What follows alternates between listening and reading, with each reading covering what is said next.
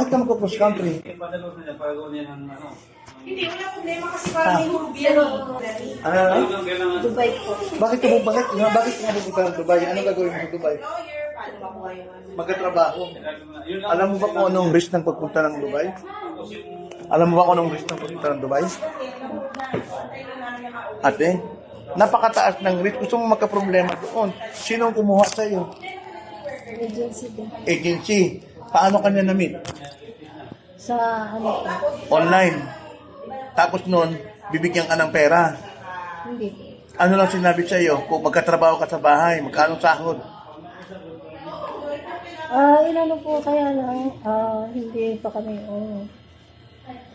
bigyan kita na, matagal na po kami nag-usap. So, ito agency to. Yung kausap mo.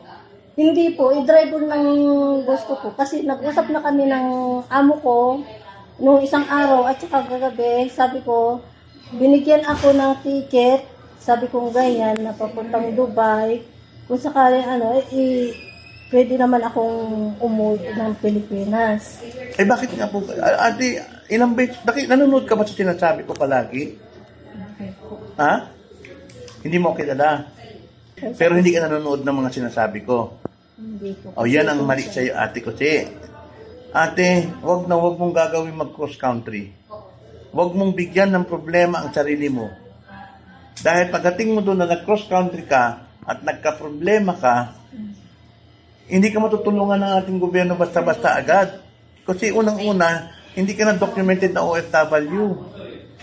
Sigurado ko, yung mga katulad mo, hihingi ng tulong sa akin.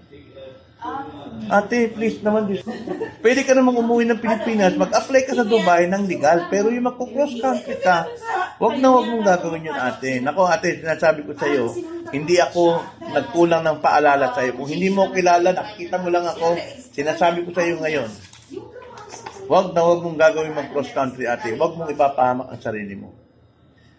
Pag napahamak ka at humingi ka ng tulong, ay ewan mo na sa'yo, bahala ka.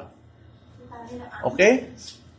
Yung Prince? Yung Deputy Minister ang amo. Pinili mo cross country, napakadelikado yung gusto mong gawin. Hindi po. Kasi, one of the most dangerous thing na gagawin mo yung mag-cross country ka. Kung marami nang napahamak dyan. Pero may sahod pa siya na sinasabi, sige lang.